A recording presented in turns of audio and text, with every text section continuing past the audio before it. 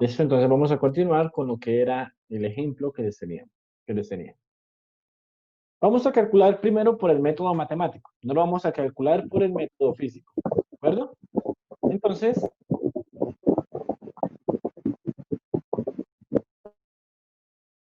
me dicen, una carga puntual de carga menos 8 nanocoulombs está localizada en el origen. Encontrar el vector campo eléctrico en el punto X igual a 1.2 metros y Y a menos 1.6 metros. ¿Listo? Entonces, como es el método matemático, ya les había dicho, simplemente es reemplazar y ya. ¿Qué nos están dando? Muy bien. Nos están dando la partícula de prueba, que es esa partícula que está en el origen del centro de coordenadas, a menos 8 newton, eh, a- a, mm, perdón, con una carga de menos 8 nanocoulombs. ¿Listo? Y pues me dice que calcule el campo eléctrico en esta posición, en X igual a 1.2 metros y en Y igual a menos 1.6 metros. De nuevo, tenemos la ecuación para el caso del campo eléctrico con el método matemático, que es el campo producido en este caso por la carga eléctrica de menos 8 newtons, de menos 8 nanocoulombs, perdón, a una distancia que todavía no conocemos. ¿Listo? Vamos a comenzar a reemplazar. La constante de Coulomb. Esto es 9 por 10 a la 9 newton por metro cuadrado sobre Coulomb cuadrado. ¿Cuánto mide nuestra carga? Menos 8. Como es el método matemático, sí tenemos en cuenta la polaridad de la carga. Menos 8 por 10 a la menos 9 coulombs. Recuerden que por 10 a la menos 9 hace referencia a los nanos. ¿Listo? Y la distancia es, la distancia de separación, ¿cuánto es? Muy bien, tenemos acá. La distancia es desde la carga hasta el punto P. Pues vamos a utilizar Pitágoras. 1.2 metros al cuadrado más 1.6 metros al cuadrado. Eso nos va a dar 2. Entonces rectifiquen a ver si es verdad. De pronto me haya equivocado.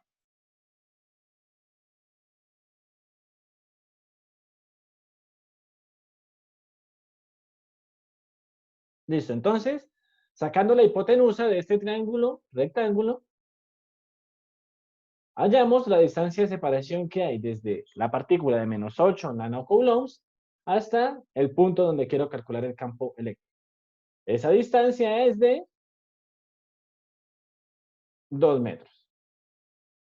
Muy bien. Ahora vamos a hallar el ángulo de inclinación. ¿Para qué hallamos el ángulo de inclinación? Pues el ángulo de inclinación lo hallamos para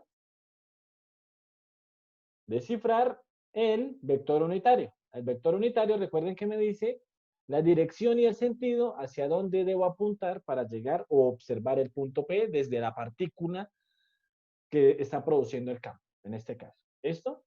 Entonces vamos a utilizar este triángulo rectángulo. Siempre, en mi caso, me gusta trabajarlo con el eje X. Si ustedes lo quieren hacer con el de abajo, no hay ningún problema. Pues voy a llamar a este ángulo eh, teta. ¿Listo? Entonces, este ángulo, pues acá ya sale la respuesta, 53 grados. Pero ¿cómo lo hallo? Con la tangente del ángulo. Tangente de teta es igual a el cateto opuesto viene siendo este en Y, ¿cierto? Que es el que no está tocando el ángulo, sobre el cateto adyacente, que viene siendo X. Despejamos, en este caso, teta, vendría siendo arcotangente de 1.6 dividido en 1.2 y me va a dar 53 grados. En pocas palabras, el ángulo de inclinación o la dirección es de 53 grados. Este. Muy bien, ahora vamos a hallar el vector unitario. El vector unitario es descomponer en coordenadas, en este caso en X y en Y, dependiendo del ángulo. En X vendría siendo coseno de 53 grados porque es el cateto adyacente. Y en J es el seno de 53 grados porque es el lado opuesto. Este menos aparece porque nos estamos dirigiendo hacia abajo. Esto estamos bajando. Estamos moviéndonos hacia menos J. Hay que tener eso en cuenta. Nos estamos moviendo hacia menos J, por eso le puse el menos. Ya después es simplemente, de nuevo, colocar todo esto en la calculadora. Por 10 a la 9 y por 10 a la menos 9 se cancelan. Listo, recuerden que bases iguales se suman los exponentes. Quedaría 10 elevado a la 9 menos 9, sería 10 elevado a la 0. Y cualquier número elevado a la potencia 0 es igual a 1. Entonces me quedaría 9 por menos 8, vendrían siendo menos 72, dividido en 4. Eso vendría siendo 18. Y 18 por el coseno de 53 en i me va a dar menos 10.83 y menos 18. Recuerden que acá era negativo. Menos 18 por menos el seno de 53 grados es igual a 14.38, ¿qué? Newton sobre Coulomb. Y de esa forma hallamos el campo eléctrico. En el punto P. Si nosotros queremos hallar la magnitud del vector, pues elevamos este al cuadrado y este al cuadrado y lo metemos en eso en una raíz y me va a dar que la magnitud del campo eléctrico era 18 Newton sobre Coulomb, lo que había dicho antes. En este caso era menos 18, pero la magnitud de un vector nunca va a dar negativo. ¿Listo? Y esto, como es el vector unitario, ¿cuánto es la magnitud del vector unitario? 1, ¿cierto? Entonces la magnitud me lo está dando solamente estos números. Y de esa forma, pues resolvimos el ejercicio. ¿Fácil o difícil? Qué pena, yo no lo escuché cuando nos dijo para qué se usaba la tangente. Listo.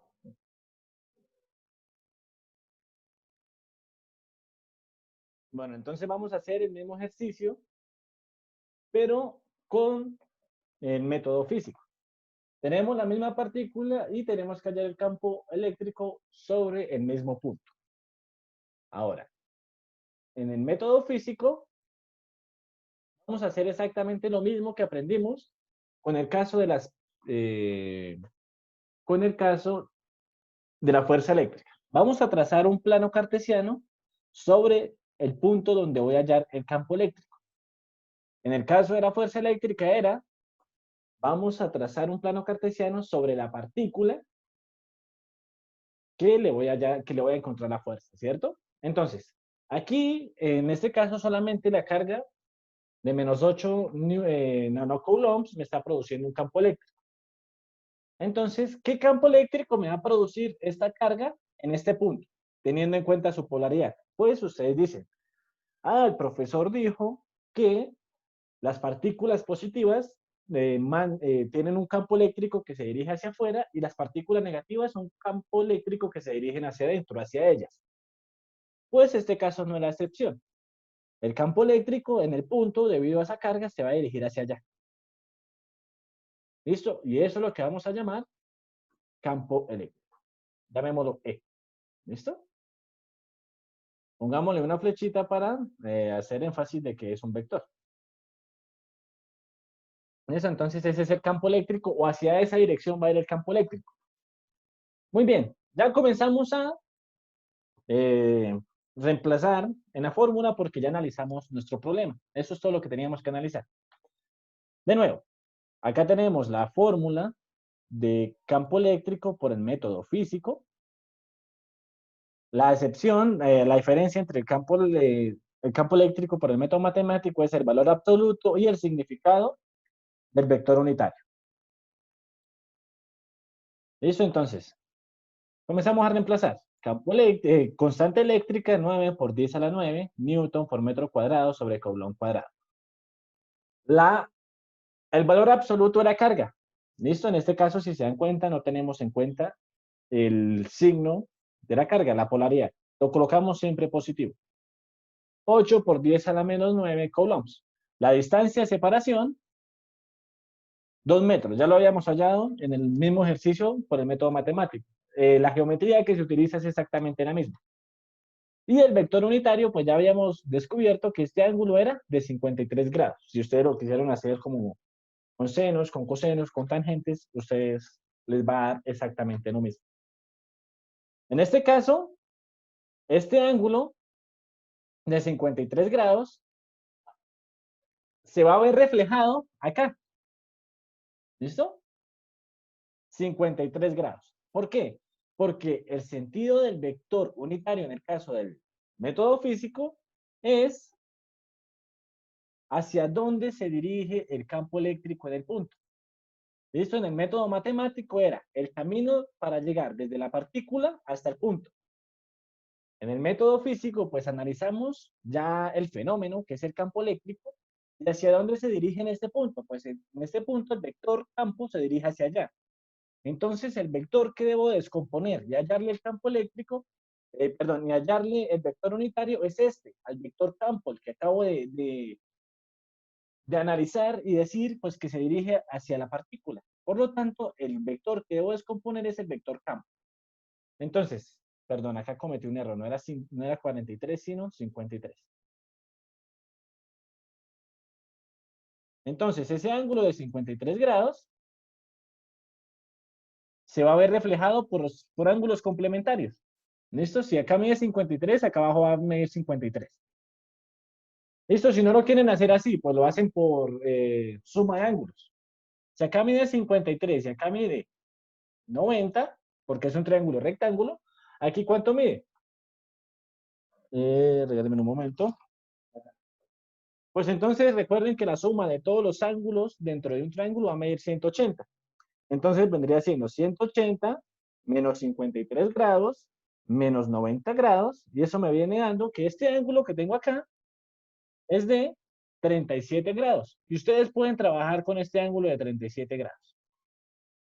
¿Listo? Con cualquiera de los dos ángulos. Pues eso ya va a variar si trabajan con el de 53, pues les va a quedar. ¿Hacia dónde nos estamos dirigiendo? Hacia el cuadrante negativo de las X y positivo de las Y. Descomponemos para X, coseno de 53 grados, menos porque me estoy dirigiendo hacia menos X. Y para el caso de J me estoy dirigiendo hacia arriba y es el seno de 53 grados. Lo quieren trabajar con 37. ¿Listo? Entonces lo que voy a hacer acá es para que ustedes no se confundan. Vamos a colocar así otro color. Por ejemplo, este amarillo. Acá era 37 grados. Y pues, ¿qué va a cambiar? Pues va a cambiar el vector unitario. ¿Listo? ¿Cómo va a cambiar? Ahora, coseno es para J y seno es para I. ¿Listo? Porque I es el cateto opuesto. O sea, el eje X es el cateto opuesto. Entonces, vendría siendo, ¿hacia dónde me estoy dirigiendo? Hacia el mismo cuadrante. Vendría siendo menos el seno, perdón, para que no se pierda, menos el seno de 37 grados en I, más el coseno de 37 grados en J. ¿Listo? ¿Qué quiere decir? Que menos el seno de 37 grados es igual a menos el coseno de 53. Y el coseno de 37 grados es igual a el seno de 53 grados. Por cualquiera de los dos lados lo pueden hacer. Pueden hacerlo con una calculadora y lo pueden comprobar. ¿Listo? De nuevo, ¿cuánto nos dio esto? 9 por 10 a la 9 Newton por metro cuadrado sobre coulomb cuadrado por 8 por 10 a la menos 9 coulombs sobre 2 metros al cuadrado. Algo que se me había olvidado en el caso anterior, pues hacer el análisis dimensional.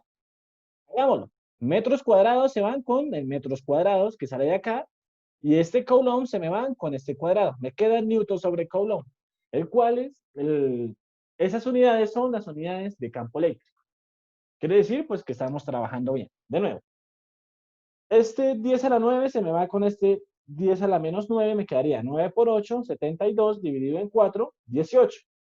18 por menos el coseno de 53 me va a dar menos 10.83 y menos, perdón, y 18 por el seno de 53 me va a dar 14.38 newton sobre coulomb. Y la magnitud va a seguir siendo 18. Si se dan cuenta, esa respuesta es exactamente la respuesta del ejercicio pasado.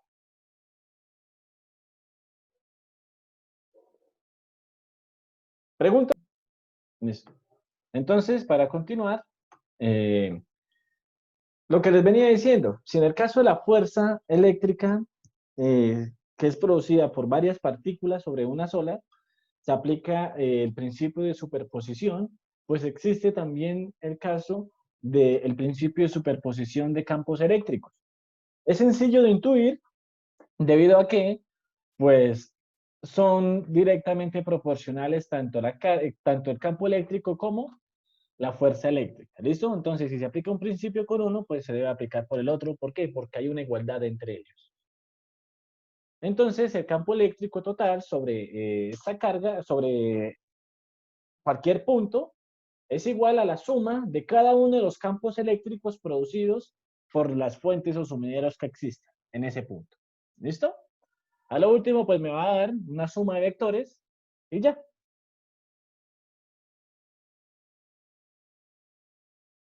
¿Listo? Entonces R sub I depende pues del método que ustedes estén utilizando. Si es el caso del método físico, R sub I me representa la dirección del campo producido por la partícula. Y si es el caso matemático, es la dirección a la cual debo apuntar para observar desde la partícula hasta el punto donde voy a calcular el campo eléctrico. Y con eso terminaríamos la clase de hoy.